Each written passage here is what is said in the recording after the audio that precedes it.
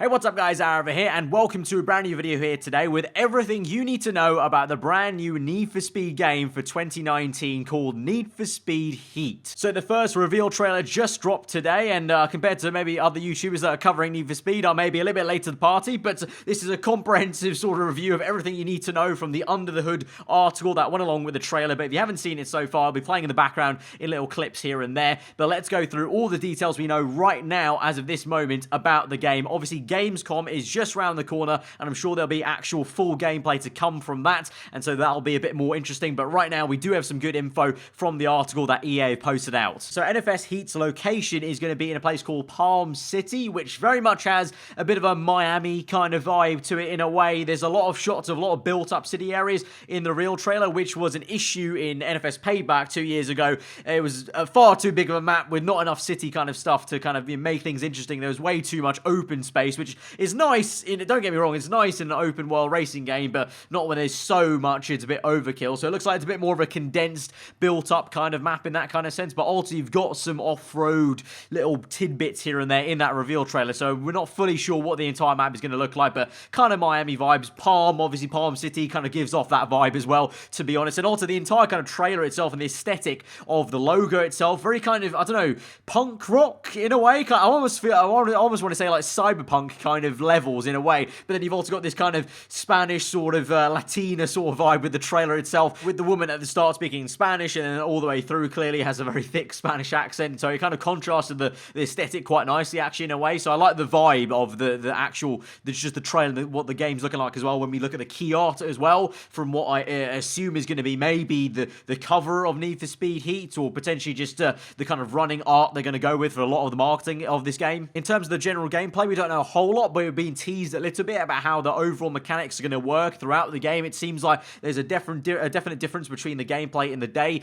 and nighttime, which can be a difference in itself from Payback and NFS 15, where obviously NFS 15 was all in the dark and Payback was very much always usually in the daylight, and there was obviously nighttime, but it was pretty much the same sort of gameplay style, whereas now it seems very different. By day, it seems like from the article and the trailer as well, you'll be doing a bit more kind of proper organized racing in the Speed Hunter Showdown to actually earn just money and basically just a big paycheck at the end of the day. And then when the night comes, the cops descend on you, and it seems like there's also going to be some rogue cops which will be built into the storyline itself. But essentially at night time, that's where all the action actually occurs in terms of smashing cops off the road, trying to evade them. And it seems like, at least from what we've seen in the trailer so far, a lot more aggressive than it ever was in Payback, and they're actually going to chase you down. And it seems like also definitely think that'll happen to you in free roam now, not just something you have to trigger yourself with the kind of bait crates they had in Payback. It's going to be a thing where the cops can just naturally try and chase you down, because we have that little bit in the trailer where the cop stops your car or a friend's car and says, you know, how fast you've been going or whatnot. So everything looks like a bit more of that old school NFS kind of vibe in terms of they're just going to be there in free roam. We get more details of that in the Under the Hood article, saying with various levels of aggression with the cops, their behavior will be altered based on the time of day. So a la, like I said, at nighttime, during the day they'll still be there, but they'll have a bit more of a casual presence. But then at the nighttime, definitely they'll come out a lot more fast and more aggressive. And then, like I said, there's this kind of rogue task force. You see that at the beginning. Maybe the protagonists in the storyline, the article alludes to an officer called Lieutenant Mercer, which will need no excuse to hunt you and your car down. So it seems like a bit of a rogue cop maybe out for your neck and your car. And so you and your kind of squad in the game have to go up against him and maybe his rogue task force as the kind of baseline of the story, I'm guessing. And in the article, there's a lot of words about pushing your car to the limit in the nighttime and trying to go for that survival aspect. So it definitely seems like, especially with the transitions, a lot of sick transitions in the real trailer, I must say. Very nice editing from whoever edited it at EA. It seems like nighttime's basically survival mode. You know, it's almost like those movies you see when night descends. That's when it's time to go to full action mode. You got to just try and see out the night, and then during the daytime, it's all calm. You can just go out there, earn your money in these street races that are kind of more organized. There'll still be cops there, but it's a bit more kind of just calm down, basically. Obviously, being NFS, there's going to be customization, and there's going to be some new cars to customize in the game. The return of Porsche. We also see Ferrari in there in the real trailer as well. So that's going to be really exciting to see those cars kind of return, and also obviously the old favorites from previous NFS games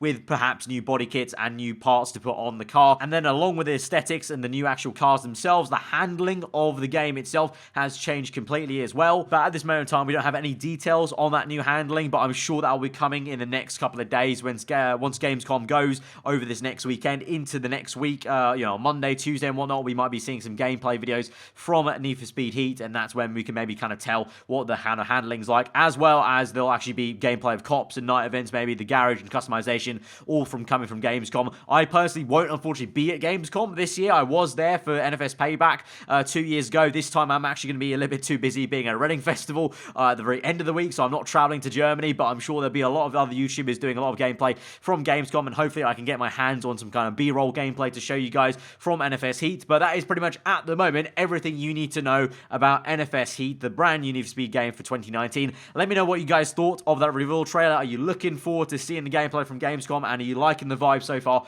of NFS Heat? Let me know. If you're new around here, do get subscribed for more NFS Heat gameplay, hopefully coming in the future. But till then, guys, hope you enjoy the rest of your day. I'll see you guys next time. Goodbye.